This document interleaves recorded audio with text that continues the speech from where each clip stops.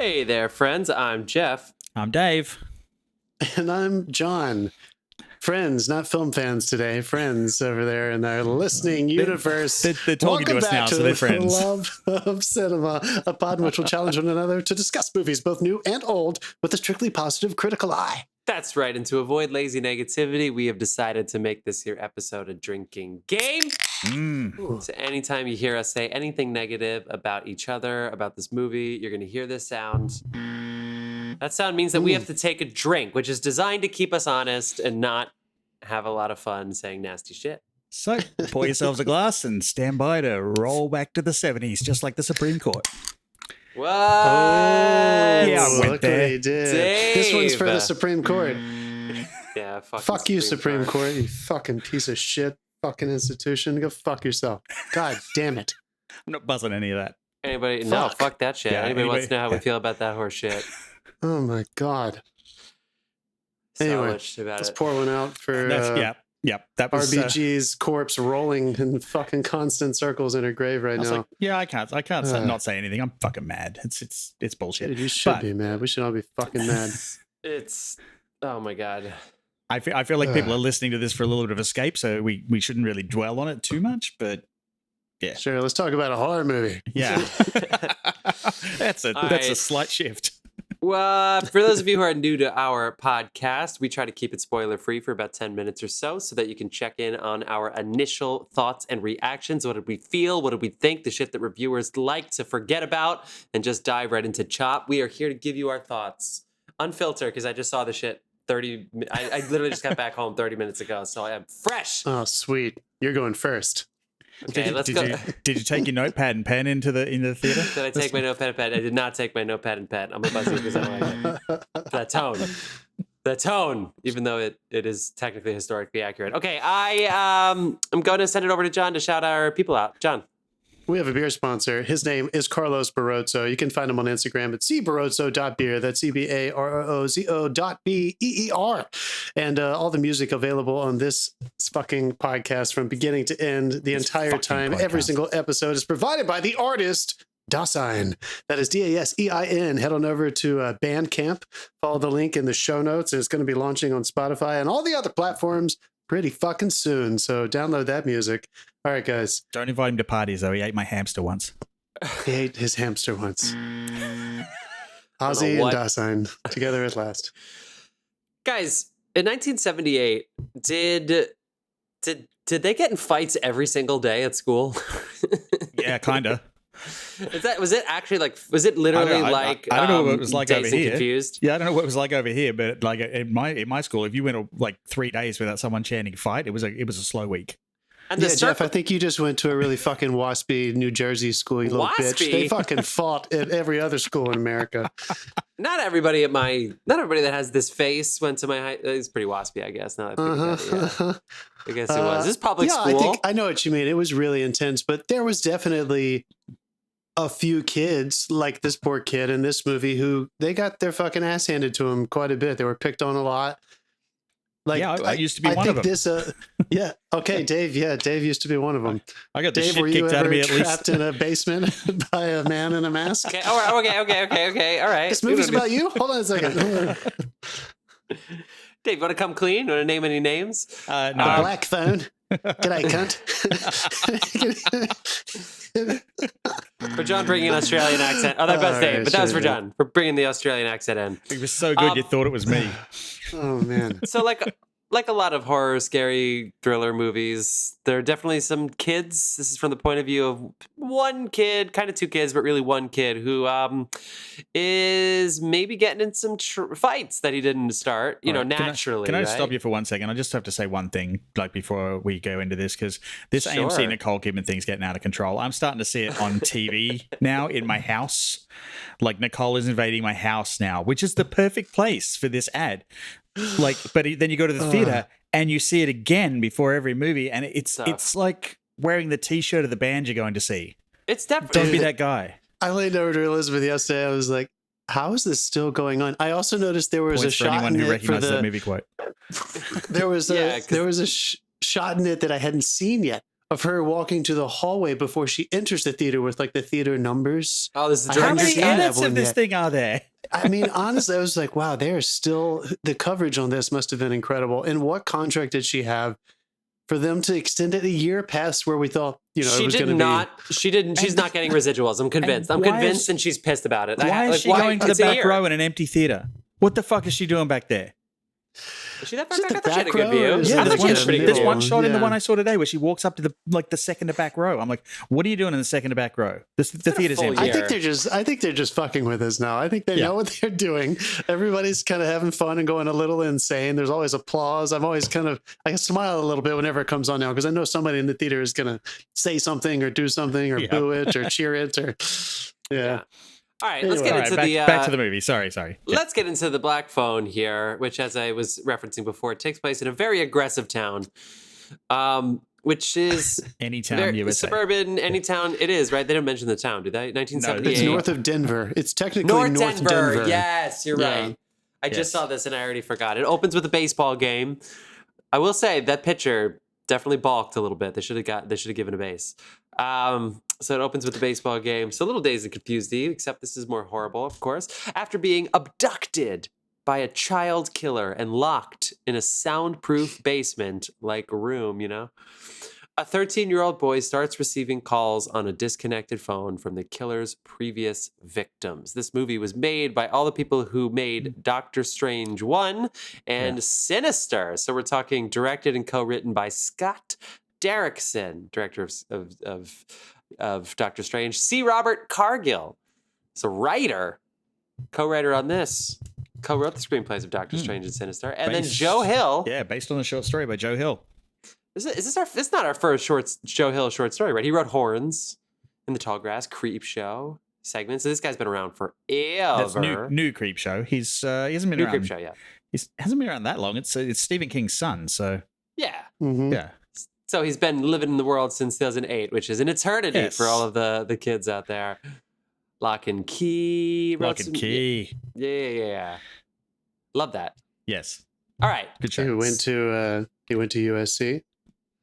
Oh, Graduated. shout out. I was supposed to see him at he was sick. He was supposed to come to our screening and he called like right before and said he was fucking sick. He may have been fucking lying, but we wish we could have talked to you, Scott Derrickson. That would have been fun. This was a cool little movie. We were talking with Scott Derrickson. Good. Yeah, Scott Derrickson. What the fuck? This stars youngster Mason. It's got to be Thames. Mason Thames. I think so. Yeah, I think Thames. Madeleine McGraw is a firecracker. She's great. I'm ready to see more of Madeleine McGraw. She plays Gwen. Yeah, she's really good. So they were brother sister Finney and Gwen. Their dad is played by Jeremy Davies, who I was just thinking about recently for his fantastic scene in Saving Private Ryan. One of the better scenes. I was like, what the fuck have I seen this guy in? And then I remembered it's Lost. I saw him in Lost, dude. Daniel Faraday. Yeah. But he's whispering everything. Yeah, he's always Lost. And a little Saving Yeah, Private. Saving Private Ryan, though. I totally forgot he was in that. Good call. And then Ethan Hawke, who gets his best named character to date as the Grabber. That is what he is billed as. I'm like 90% sure that this was at Tribeca. Taking and I didn't that see from it in Donald time. Trump. It now belongs to we Ethan have to. Hawke. We have to. I'm pretty sure. I'm like almost positive this was at Tribeca, and then they had to pull it early because it had the release date, and I didn't get it in time. So I could have seen it. Well, whatever. I saw it that on would have been AMC. fun. I saw it in theater. But anyway, the Black Phone. That's the setup. Who would like to go first? Honestly, I'm not kidding. I kind of want you to go first since you just saw it. I kind of want you to kick us off. I saw this last Thursday. Dave, when did you see it? Yesterday. Yesterday, and Jeff, you saw it That right would now. be Sunday. Yeah. I saw this at 84th Street, although I did see that they had a Dolby Cinema. They had like one Dolby Cinema at 10 p.m., I think, like that you could have seen. Did you see? I was going to say, you didn't see this in Dolby Cinema, did you? Because those stabs would have killed you. Oh, yeah. I saw it in a giant Atmos theater, and it was crazy. The design was really cool. Yeah. It was man. intense. No, I it was saw it in really, really intense. The comfy seats by me at 84th Street. Anyway, okay, so guys, I had a great time with this movie. I thought this movie was great. Yeah. I don't give a shit. These are horror movies just easier to make, or are people just better at making them? This is Blumhouse film with Universal. So Jason Blum, what's up? I mean, they had a Trials and Tribulations run. You remember Fantasy Island? Yeah, I don't think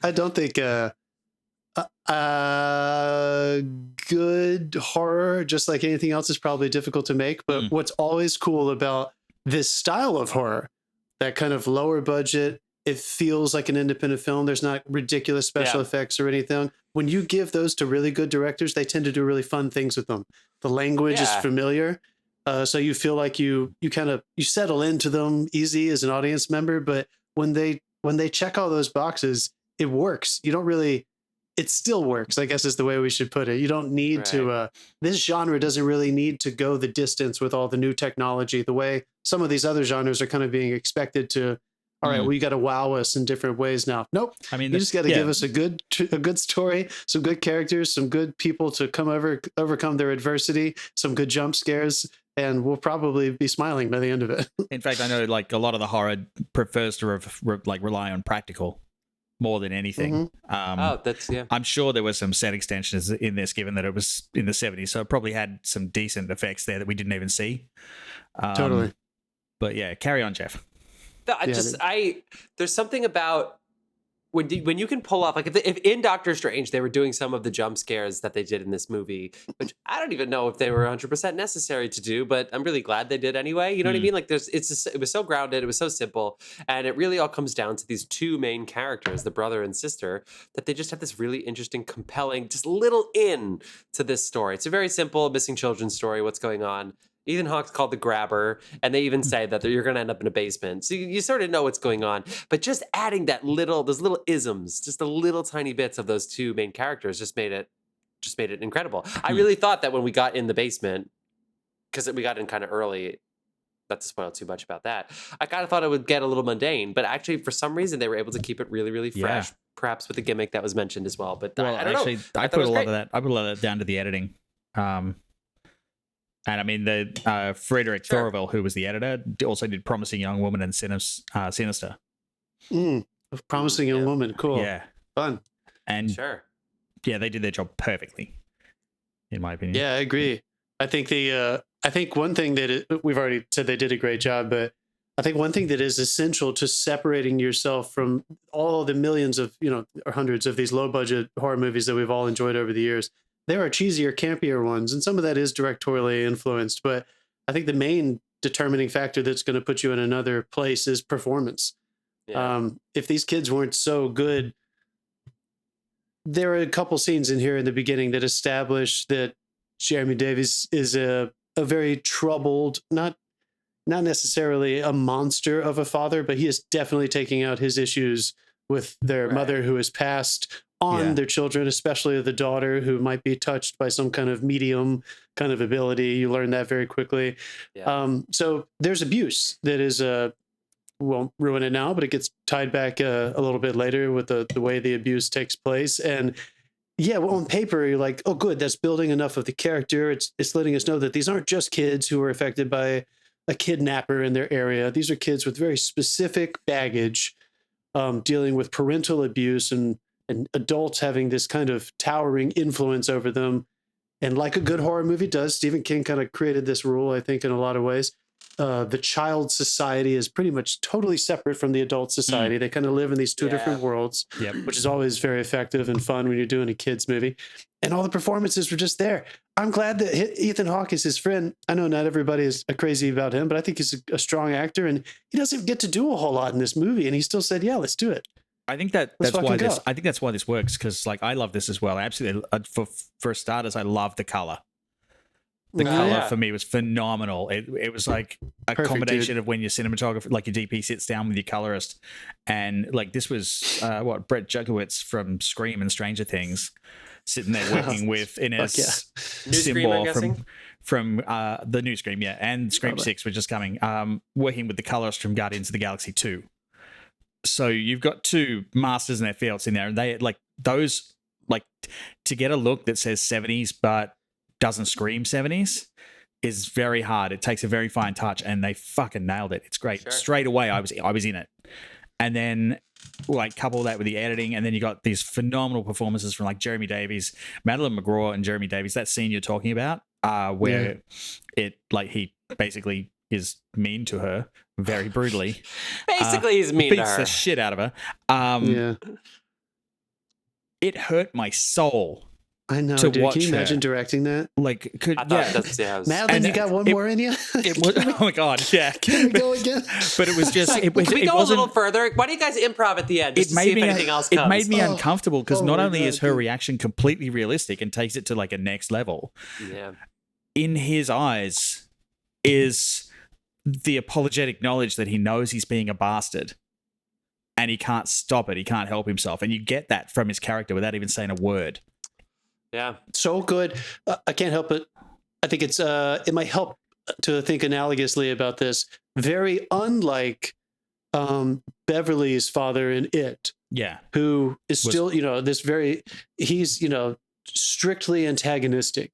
They did a cool thing in this movie of making that father who still lives in the adult world. He is an antagonist to the children in a lot of ways, but he's not evil. He's not part of the monstrosity. Yeah, the kids are going to be excited damaged. to go home at the end of the day and hopefully get to have a better relationship with their father. And I thought that was really, really effective. The way that they didn't let everybody be good or evil was fun.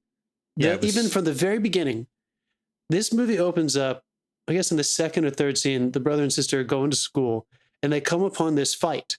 And it's a really big kid and a smaller kid. And you think the big kid is just this mean, terrible bully character, and the small kid is like wearing a bandana and stuff. So you probably think he's got something up his sleeve. But the smaller kid beats the fuck out of him to a point where it's like really abusive and uncomfortable. Really is laying this big bully out on the ground. They walked that line a lot during this film. So yeah, I loved how they taught us that from the beginning, and they kept playing with it. Like nothing was quite as it seems. So even though they had all these traditional archetypes, they found a way to ground it in a real indie dramatic feel that just was so refreshing. And it didn't feel like a slasher movie. I think because they threw those little misdirects in there and a couple more, like there's a lot of misdirects in this.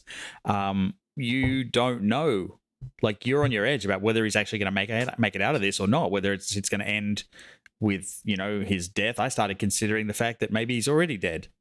Yeah. And like there was a lot of stuff. I will also mention Ethan Hawke, how they used him and the character that he portrayed. For me, when he was on screen, he completely underplays it. Almost, it's almost like a discussion for him. He's having a discussion with an old friend, and because you didn't see him very often, it made him the perfect monster at the top of the stairs. Like there's a monster. It's almost like the opposite. It's almost like the opposite of the kids in the basement. So there's an monster at the top of the stairs instead of the bottom. Yeah. And so whenever he turned up, you're like, "Fuck and hell!" Like, and don't get me wrong. There's a couple of jump scares in this. I still have fucking goosebumps from. There's 4 or 5 really. I mean, I think sometimes jump scares can be cheap, but there are 4 or 5 really, really, really incredible ones. Yeah. And to your point about Ethan Hawke, it was. In a fun way, I was very aware of like why it was succeeding with what you were talking about so much. I was just trying to like make a mental note.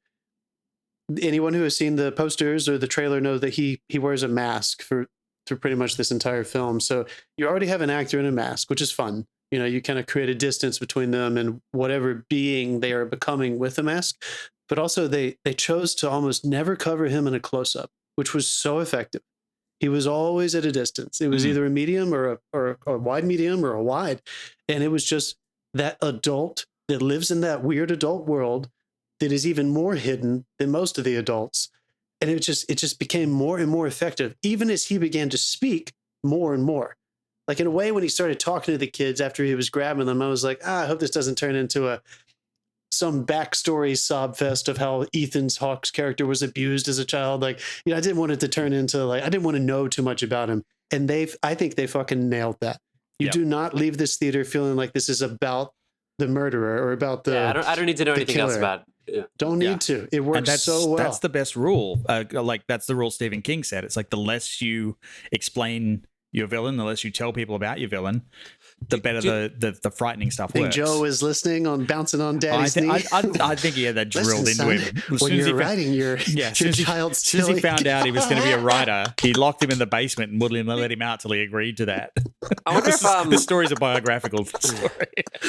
Oh my god, it's so good. I wonder if the Obi-Wan TV show could have taken that note. I don't know. What do you got? What do you think? What do you think? Yeah. Maybe like everything that exists now, like less is more, folks. Why can't we get a hand of it? I saw it in this a big audience, and everybody shrieked at all the right moments. Yeah, same. I felt the tension. I felt people sitting forward in those right moments. And there was something that Dave alluded to that we'll talk about towards the end, where I think all of us thought they turned it on their head at the end, and everybody kind of was like, no. And there was the fun resolve. So so should we turn spoilers on? Yeah, let's get into let's turn them on. Great. Man. Go see this fucking movie, people. Go see it. We basically just discussed the first like 15 or 20 minutes. This is not a super long movie, so go hop in there, and I think it's going to get you. I would have trouble unless you were really, really, really scared of movies. Easy. Then I think this is a fun horror movie for anybody. I think people who like the slashers will like this. I think people who like the more dreadful kind of tense stuff will probably have fun with this one too. But I like the slow burniness of it, so it's cool. Right. It's spoilers really are on. I just want to say, when the big jump scare for me, and we're definitely in spoilers, so turn off before I mention this. Turn it off. But the big jump scare for me is the girl on the bike. And I think they even show you this in the trailer. I felt like I flew like she did. And I tell you, if I hadn't finished my popcorn, it would have been a fucking cloud above me. Because like really every single beat of my body, like my hair stood on end. I was like, do I need to phone a doctor? What the fuck? I can't wait to get this on streaming, because I need to like go frame by frame to like figure out how because they did like 4 or 5 of them that are very similar style reveals, and all of them worked. Yeah. No, they were fucking shameless with the music and the sound design. They were like, they get you really loud with those. Yeah. But man, the first one in the basement, where basically this child is alone in the basement very quickly. There's a phone on the wall that's dead, and Ethan Hawke has locked him in there and says, "You'll never get out. I'm not going to hurt you. I'm not going to do anything to you. Welcome to your new home." Blah blah blah. He locks him in. It's a soundproof room. Totally and trustworthy. This phone starts fucking ringing, and it's in the trailer. It's in the blurb. Basically, this boy can start speaking to, somehow on this phone that's dead, to the previous victims, the spirits, if you will, of the previous victims who kind of advise him on how to try to get out of there and to overcome his own issues while he's doing it. And in the first conversation, there is a slow pan around the room that's kind of moving with him as he's on the phone. And you, in your mind, you're like, okay, spirits. He's talking to spirits. It's about a phone.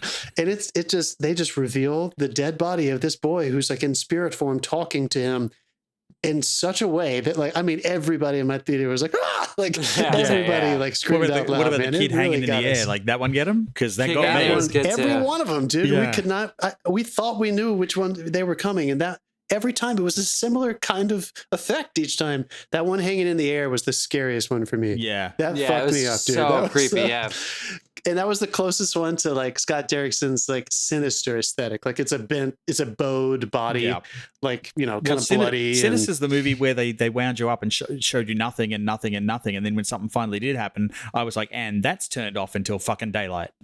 That's a scary fucking movie. Dude. It was. Yeah, I was like, I was not having it. I even got when the cage from the window fell down. There's something about that was still like, that's not even scary. It was just like loud. By that point, you're so far in it, you kind of are that kid. It's like, fuck, is he going to come down? Like, did something just appear? What happened? And I know the place is soundproof, but I still was like, oh, that was so loud. Like, he's fucked. So let's just go right for I'll say this first, and then I want to hear, maybe you guys can spin off of it, but that adult world, child world thing, what I found really effective, and it's on the nose. You read the script once, I'm sure they talked about it, and it was something that was attractive, but I think they pulled it off really well thematically. There's a really bad beating scene at the beginning of this movie where Madeleine, what's her name, the sister who has these abilities, basically the authorities have come to her, the detectives, local detectives, because they heard that she had a dream about these black balloons, and they were somehow involved in this vision she had of where the previous child who was taken, the place where he was taken, she thought she saw these black balloons in her dream. So they come to ask her because you find out through the detectives, they really did find fucking remnants of black balloons in certain places where these children had been grabbed. That's great. So we get established very quickly. It's fucking great, dude. I mean, he was like, "Dad, can I borrow your balloon?" I think he was like, "Get it, son." I mean, it fucking worked. Can't have red ones. So we have that very early. The girl goes home. Dad is mad because apparently Mom, who also heard voices, eventually hurt herself. I think she killed herself. She probably was paranoid schizophrenic. So anyway, we have those touching. So you come home with the boy to watching his sister just get the fucking shit beat out of her with a belt by their dad. Yeah, and that Dave talked about it. You could see the pain in his eyes. It was hard to watch. She was wonderful in it. Really, I mean, it was terrible. He would beat the hell out of her with his belt. The kid wakes up and he hears it, and he has no. You have no idea what's going on. All you can hear is this kid screaming, and so straight away you're on edge, and then it enters into this fucking horrid scene. So which is we're halfway through the movie, and you finally realize what the killer likes to do, what Ethan Hawke likes to do. And this kind of came out of nowhere for me. I thought this was so much fun. You're so scared that it's going to be like more gory than you want it to be, that it's just about this fucking gross, sadistic asshole who likes to tear children apart. But the way they let you give these little kernels of like what his issues might be is that halfway through, he leaves the door unlocked after he feeds the boy. And the boy gets a phone call, and the kid on the other end of the line is like, "Don't go upstairs. He's waiting for you. This is how he'll get you. He likes to play naughty Admiral boy." Akbar calls him. It's a trap. It's a trap. And the camera goes outside the room and creeps up the stairs, almost soundless, and just comes around the corner and reveals Ethan Hawke sitting. And Ethan Hawke is built very similarly and looks very similarly with the mask on to the father, to Jeremy Davies' character. I think they did that on purpose. Kind of this longer, dark-haired man, white guy, and he's sitting there with his shirt off and the mask on and a belt in his fucking hand, because he beats these children to death with a belt. There was blades. So we can draw whatever we want about what happened to him as a child, but it doesn't matter. I just thought that was so effective that they tied that theme together, and it ended up making him even scarier to me. That it was a game to him. That he not in the way that Jigsaw was. Do you want to play a game? Like, I think that was more sadistic. This was more like, this is the only way he can convince himself to hurt these kids is if they break a rule.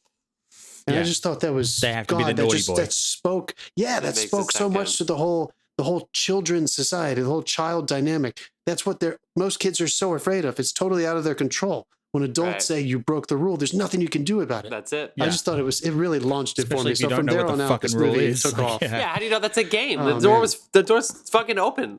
Like, of course. Unbelievable. He wants to play naughty boy. I think the thing that I loved the most about this was I didn't realize what was happening throughout the phone calls. And so as the phone calls happen, like there's one phone call directs him not to go up the stairs. There's another one that tells him there's a loose tile, dig this hole. There's another one that tells him bust out this wall and you'll get into a freezer. And every single one of them is giving him everything he needs for the final battle. Yeah. They one by one gave him the pieces he needed to put together that last fight. And symmetry really worked out. I didn't realize that was going on. And then suddenly we got to the last bit and it turned into almost fucking Home Alone down in that basement. Home Alone. And only Home Alone for real. It's like it was an actual murder. Basement alone. Basement. That's literally the movie. I was blown away. I'm like, I did not even notice. They did it so fucking subtly. I didn't realize that every single phone call was giving him the stuff he needed to get out in the end. Because it did just feel like he just kept giving up. Yeah, because at one point I kind of stopped and went, well, what about the hole? He just stopped digging the hole. Yeah, I would have stopped digging the hole. That would have, I don't know. And then I realized, at the end I realized, oh, there's a fucking reason. Like, they say it early, like you got to do with these kind of kids movies. Like, it's a kids movie. It's like a horror movie from a child's perspective. Like, very King. We very are not Stephen saying King take your children to this. We're not paying for your kids' therapy. Yeah, not that kind of kids movie. But in a way, I feel like kids maybe should see, like older kids maybe should see this movie. This like the kids are really in charge here. Anyway, older kids are going to see this movie. Don't go near a van with a guy that has balloons. That's for sure. If you need to be told that. Natural selection. But if you, they say it early on in the movie. Nobody's going near a COVID testing site ever again. Natural selection. The kids trying to be nice, you fucking guy. These kids trying to be helpful. They say at the very beginning that the small kid who I talked about at the beginning, who beats the hell out of the bigger kid, that was awesome. That Karate Kid shit was fucking awesome. It was cool that he really went after him. He tells him in like this, he sticks up for him again. He's like, you know what, man, you got to stand up for yourself one of these days. So, that's coming back at some point. So it's really cool that I don't think these spirits were in sync with each other. I don't think they had some master plan of give him these pieces. I thought it was fun that, and even though they had to say it, the last kid is the boy who I just spoke about. He gets taken last, the young boy, before our protagonist, and he tells him in a very quick training montage, step forward, back, swing. And he's like, good, you got this. You're good. Yeah. He's like, good, you're ready to kill him. He does say, you got to stand up for yourself. I know. They might have been working. Good, they might have been working. That's funny. That's funny. They might have been working together though, because you had Robin say this is the last one, and then you think that they went outside almost maybe to tell the sister like this is the house, like to send that message. I'll tell you what though, like that's true. No, you might be right, dude. Good call. Do you have a favorite moment in this? Moment? Well, I actually want to say one thing. Who eats with a spoon like that? Who holds the spoon backwards and slurps it in? They always do this in movies, and I'll never figure it out. That was my least favorite moment in the movie. Did we buzz that? Yeah, why not? You know what I mean? Favorite moment. I think my favorite moment. Nobody knows what you mean, Jeff. It's like you grab the spoon with the fist, like you're about to use it as a weapon, but you eat that way. Like with the butt, like the head of the spoon is like the weapon. You eat it. Like he didn't. There's something not right about that way he held that spoon. Was this during the cereal eating scene? Yeah. Okay, I didn't even notice that. Gotta keep your eyes out. You gotta keep your eyes peeled. Yeah, pay apparently. attention. Yeah. So you said, sorry. So you said favorite moment. Well, we had applause lines. I mean, obviously, when the kid first just fucking nailed that first punch, my whole audience just was like, yes, knowing he wasn't over yet. But that first, when he went down in like the fucking hole, like my audience like, yeah. Yeah, the ankle snap was really good. Also, I want to know the economics here. That this guy who has a weird hobby for sure, just owns 2 houses. Like, guys, come on, 1978 it seems pretty great. So all right, if we're gonna pull at this thread, I would like for you guys to maybe clarify some things for me. It didn't necessarily affect how much fun I had watching it, but there are a few things that they do just kind of horror movie, yada, yada, yada. And that just seems to happen. And you just got to get on board. This killer, this is a very small community. And he legitimately drives as his only vehicle a large black van. He does not have a garage. That is revealed at the end of the movie. Yep. It's just a carport. So everybody can see the giant black van. He dresses exclusively that way, apparently. He just walks around like that. Is that just part of the horror movie, though? It's like you can park a black van in your driveway and nobody thinks it's you.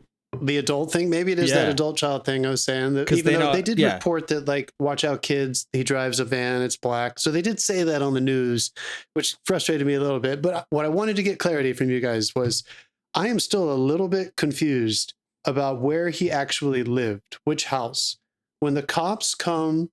The cops are doing a canvassing of all these neighborhoods. So that also tells us that this is one of the neighborhoods. And we learned very quickly as soon as they canvassed this one house, the guy's like, you got to come in. I'm excited to tell you this. The house has to be right fucking here. It has to be right here. And you find out that the guy who's talking to them is Ethan Hawke's fucking brother.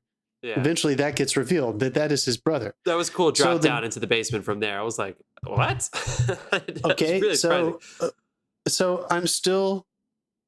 I'm still confused then, because when the brother realizes this, the brother eventually puts this together.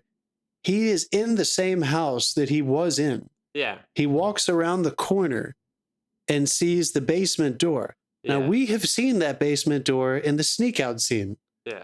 Mm-hmm. So how is that the same door if he's across the street? He wasn't across. The only thing across the street was the dead people. They weren't in. No. The kid wasn't across the street. The brother. There was only one house. The other house they were only in the last scene of the movie when they saw the bodies. We were never in the other house. It was in the visions from the outside. But everything took place. I thought that was the house we walked up to with the cops when they were canvassing. No, they just look the same because they're across the street, I guess. Okay. Yeah. No, the real question. I'll have to rewatch that and check. If you want to really get crazy about it, is how did the brother not know? How did the brother not know? He was doing a lot of coke. Ethan Hawke was sitting in a chair for hours while his brother was home. Like, so anyway, he got pretty lucky that his brother never needed a late night snack. Let's just put it that way. But having said that, I don't think that should hold back this movie at all. Not at all. Yeah, I think to be important for them. I think my favorite moment was when he had him down and the phone started ringing and it's not even connected anymore, and he just holds it up and he's like, "It's for you." Yeah, it was good. I was like, "Yes." And it's just covered in dirt at that point. Yeah. I think my favorite moment is what Dave already alluded to, when the kid finally breaks free and he's running up the stairs. I think I thought he was already dead.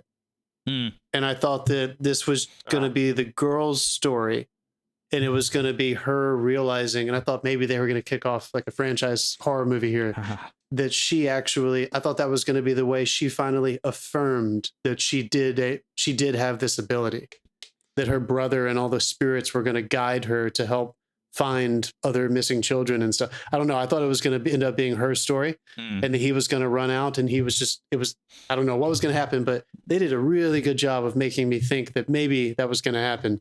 It was still wonderful when he was alive, of course. I'm glad the child didn't die. But. Right, yeah. Was anyone expecting Ethan Hawke to come out that door in slow motion, like Ended Lethal Weapon style? Afterwards, like, because they always come back. Movie, but I thought maybe one last time before he walked out of the basement, we were gonna see him make one last effort. Yeah. But I'm glad they didn't do that. I'm glad too. Me too. That would have cheesed it up so bad. Like this did not need the comeback moment. I am really glad that he strangled though, because that was the first thing I thought with the rope.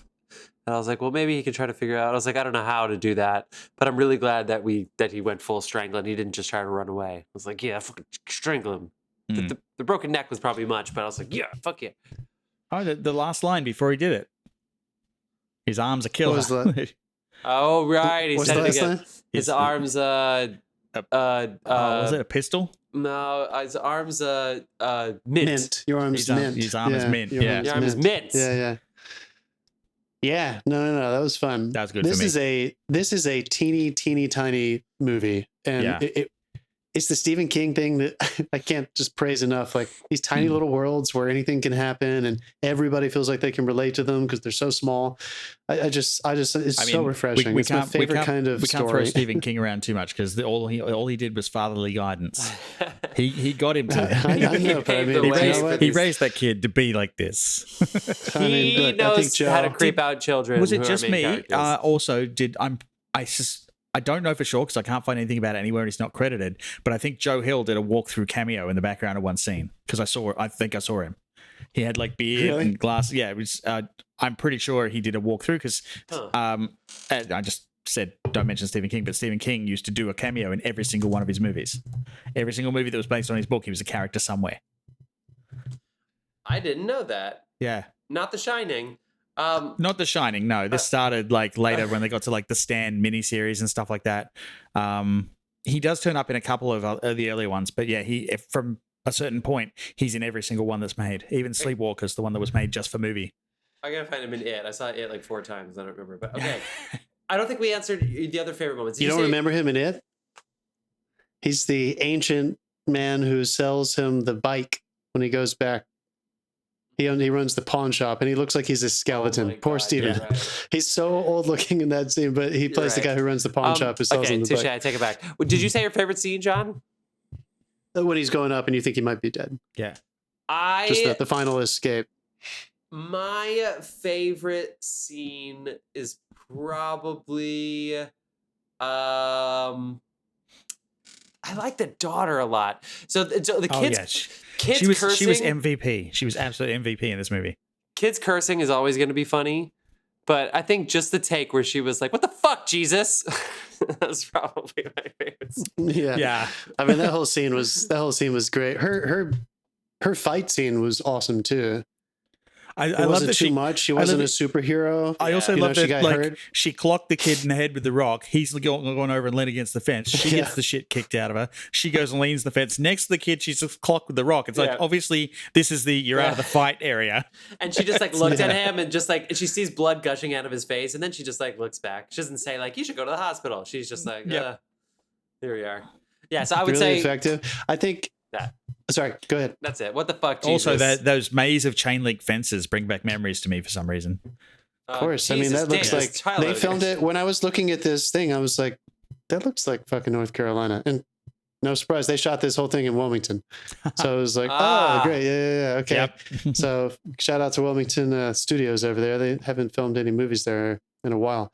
But get on that, Wilmington. I was also really satisfied because they kept bringing it down to try to ground it and make sure it didn't turn into like these kids saving the day movies, which can be annoying and cheesy. The boy escapes at one point in the middle of the movie, like actually escapes the house and is running away. And Ethan Hawke, maybe too much unbelievable that he got into his car, the van, and peeled out that quickly. But he catches up with the boy and he tackles the boy. And he's holding him down like in this shadow by these bushes. And, you see some front floodlights and front porch lights turn on. So you're like, surely this kid was just screaming his head off. Help, help, help. Surely somebody's going to come out. But the adult society doesn't always come to the rescue. And I thought that was so effective that like, God, he was so close, but nothing can save him from like this monster. If adults don't try to actually help children, kids have to help themselves. And I don't know. It's just every time it's fun how they find very effective, dramatic, but not cheesy ways to continue to isolate kids in these stories. And that was a really fun way. That was like, God damn it, he is trapped. Like, because he's not getting out again. If he get, they gave him his escape scene. So I really did think he was dead. So I mean, that was that was fun, man. I don't know much else to say about it. I thought it was great. Yeah, Small movie that could. I think the more we like the movie, the shorter the episode is. So nothing wrong with that. I think this movie, they made this for 18.8. I think it's already made 20 in its first day. It's already made 20. If this was like 20 years ago, this movie would be like hundreds of millions of dollar success. I think people would go see it. They would tell their friends. So I hope it gets a good streaming deal, and I hope it makes $100 million more in the theaters, because this is a good little horror movie. It could have made a fuck ton of dough back in the day. So I hope it still makes a lot of change. Yeah, this is a swing and a hit from Blumhouse. Swing and a hit, they say. Yep. Yeah. All right. With a rock to the head. Oh my God. Let's wrap it up there and let's head into our final segment of the episode. What you've been watching. Let's go around the horn and give our recommendations. Dave, what you been watching? Oh, you're going to love this one. Oh, yeah. I came in the other day and my wife had the TV on and she's on, we got the Peacock free thing. And I'm like, I looked at it, I'm like, are you watching Charmed? And she's like, yeah, I'm watching Charmed. She wasn't a fan of the new series, so she was watching the old one. I'm like, I made some joke about it, and half an hour later, I'm sitting down watching fucking Charmed, and I've been watching it ever since. So, it's corny as hell, but it's still fun. It's charming. Yeah. Okay. John, you didn't get away with that. am still. Yeah. Thank you. I am still watching Drive to Survive, the F1 doc stuff. Fuck yeah. So still going on with that. List. And I feel like I saw something else recently I wanted to bring up, but I will tell you in the next episode. It's a pretty addicting show. Ready to kind of be over with it so I can get back to watching other things. But it's good. It's good. How about you? Gotcha. So I watched The Boys episode 6. Oh yeah, that's what I watched. Yeah. Hero-gasm. It was a very fun episode. I still think they did Jack dirty. I feel like his character was really funny, and I feel like we could have had 4 times the amount of screen time for him. This is my brother-in-law, Jack Doolin, actor extraordinaire. He played one of the TNT twins. Yeah, I mean, they pretty much had to have a wide-angle lens on for his crotch shot. That was so funny. When that door opened, it was so funny. He was I agree with a you, great man. introduction. I don't think I know why they were fighting, and I was like, are they going to tell us in another episode? Yeah, I wish they'd crammed that in there. Got there. as much about their relationship as I wanted it, and I just wanted to see him on screen more. Yeah, they kind of threw Hero-gasm in there as a little bit of a gimmick, I felt like, in that episode. But I mean, I'm glad they did. But the way they were publicizing it, it was like over marketed for me. I didn't like. I found the story that was going on around it to be far better. Yeah, man. Yeah. Well, and I mean, they sort of made a cameo appearance earlier on in the flashback of Soldier Boy stuff, and I thought maybe we could have seen them do their thing because I don't know why they were called the TNT twins. I do now, obviously. They gave us that little teaser, but how funny is it that twins who are different genders, a boy and a girl twin, are hosting an orgy. And not only that, they spend a lot of time together at this orgy. I think that's really funny. And I feel like we could have used some more of that. Jack, man, all we needed was the two of them walking around this orgy for a while. This brother and sister fighting at this orgy they're hosting. I think that's hilarious. I mean, but they just had too many other storylines converging at that spot. So it's just no I wish the whole episode took place at the house, so that all these storylines could have converged there, and we could have really seen all the different pieces of it. Yeah, I thought it was going to be a party episode. Don't get me wrong. It turned out to not be a party episode. Did it? Was fucking hilarious. Yeah, what they had is hilarious. Yeah. The show is still really good. Yeah, there were several laugh out loud moments for me during that episode. When the little guy became big again, and you're like, that was so funny. And then the his death. Oh, please. Help me! And he just gets stopped. That was really funny. The guy when Huey has to be like, I think I need to give my butthole a rest for a minute. Another guy, like, you just. I mean, the show is just full of debauchery. I did think it was interesting. I don't know if anybody else felt this way, but this was the first time we've really gotten to see anybody fight for real, much less Homelander like fight. And I thought it was interesting that they began and ended with him like showing crazy super strength and power with his flight into the fight and his flight out of the fight. But the fight itself was mostly a fist fight in real time. Yeah, that was a brawl. I thought that was interesting. That was kind of curious the way they chose to do that when they had set us up to think that he's like Superman powerful. And so I'm hoping that they explore that even more and kind of change that up, just because it was interesting how they kept using their fight as a background device. Like there was story happening, like kind of in front of it often.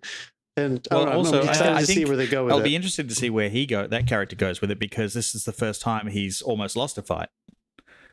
Yeah. Homelander? Yeah.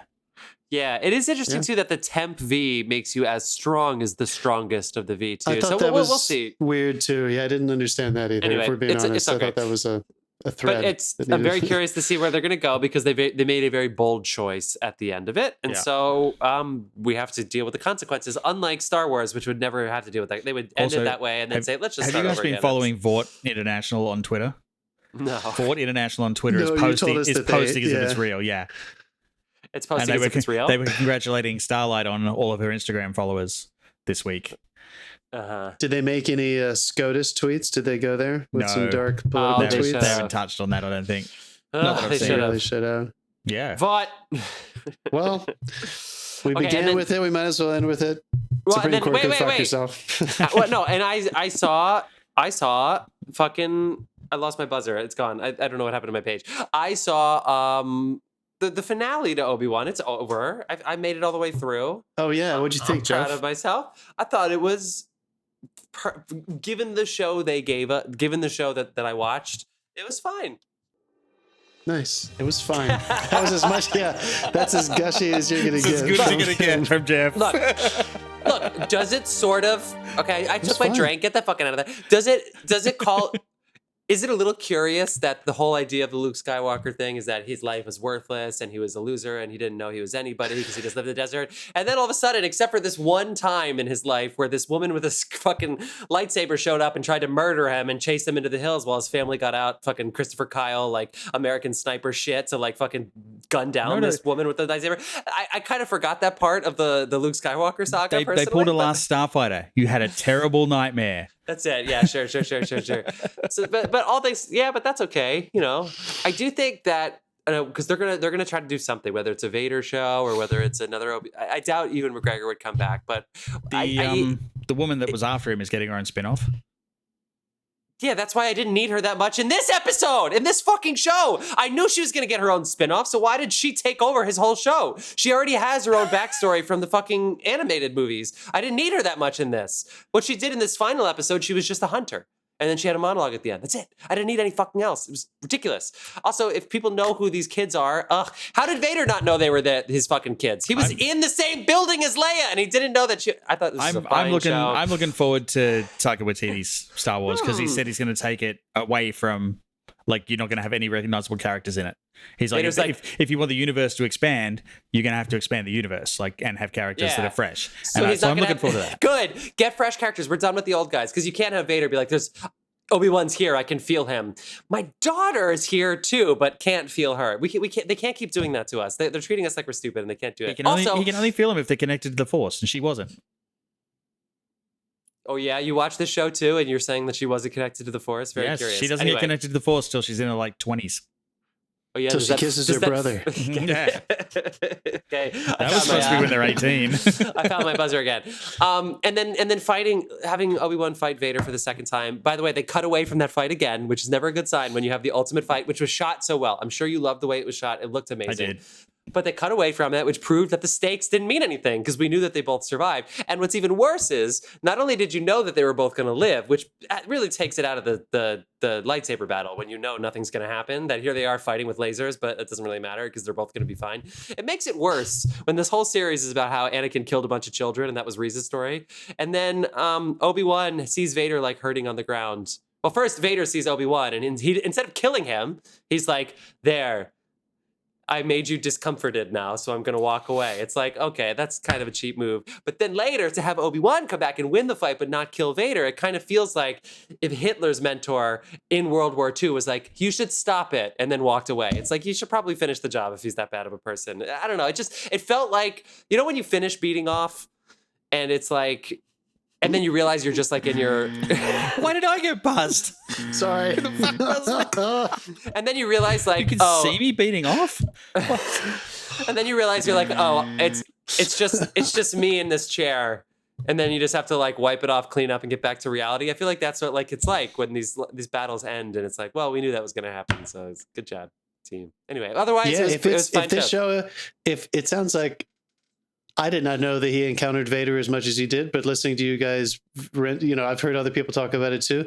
If this show wasn't about the inner conflict of Obi-Wan deciding whether or not to kill his student over and over and over again, then they missed an opportunity. That's what the show should have been about. Well, you can't He just needs to kill him. He's the only one who can kill him. And if he doesn't kill him, that's the whole fucking story. That's the whole point that it comes to. I have become stronger than you will ever. Like the whole speech, it would have justified his exit in a new wait do you see the final? Anakin's gonna go kill other people. Where do you see the final episode? Because he does pull out some kick-ass powers in the final battle. So I thought that's what the show was. It was Obi-Wan finds his Force again. Yeah. He does like it's like when Luke gave away the Force so that he wouldn't be found. It's how Obi got his groove back. I was just about to make a Stella joke. Yeah. Good job, dude. Was Taye Diggs in this movie? In this show? No, but there were so many other side plots that they didn't need. But ultimately, it's fine. And Wade, I don't know who you are, but I believe you're a cool person. Dave, I feel like you're more. I know you're not like you weren't like following these threads, but I think you maybe have a little bit more insight to that community.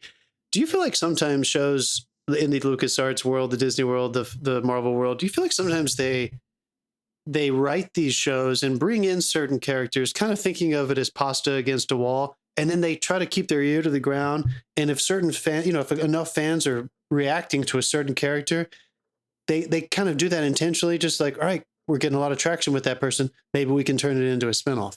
Or do you think they have a lot of big kind of mother brain intention for where these things are going to go over the next decade or something? No, I think in some of these cases, especially in this case, they did. I don't think they planned that spin-off when the show first aired. Really? That was because it was announced mid-season. So I think it might have been the response to that character, because she was quite polarizing. Some people... She was a great character. Yeah, it was like Obi-Wan. It was like everybody loved her, and then some racist fuckwits said some nasty stuff on Twitter. Okay. So it was polarizing in people that don't matter. To the point where Ewan McGregor recorded his own video saying, if you don't like her performance, you're not a fan of Star Wars. Fucking Obi-Wan told people off. And that's true. This is where we're at. I'm not a fan of the writers, but her performance fit perfectly in the Star Wars canon. I thought it was a great addition to it. It's just, this is the Obi-Wan show, and I'm very curious if they're going to do like her life before or her life from now. I thought they already did. Lucasfilms, if you are hiring, please, Jeff Ostermueller is available to be your writer's room contrarian, just to hold you guys accountable. Yeah. Honestly, I just want somebody in there freaking out about this. Yeah, no, you're not the only one. You sounds like you are speaking what a lot of people have been saying to me about the show. I can see the credit now. It's like Jeff Ostermueller, devil's advocate. Contrarian, yeah. All right. Story advocate, yeah. You guys have another episode. I don't mean to keep you. You guys have another episode to record, but I got that off my chest. Obi-Wan finished just fine. Just fine. That's the best. Okay. All right. Well, I'm excited to watch it, even though I feel like I've seen it all already. But I'm excited to watch it. Yeah. All right, film fans. Thank you so much for sticking around our episode of The Black Phone. We hope you enjoyed it, and we hope you like, subscribe, follow, find the link tree that Dave set up to keep at it and see the we got a next QR movie code that now we talk too. about. Oh, scan that shit. Let's go. Ooh. All right, people. Have a good one. We'll see you again. Peace.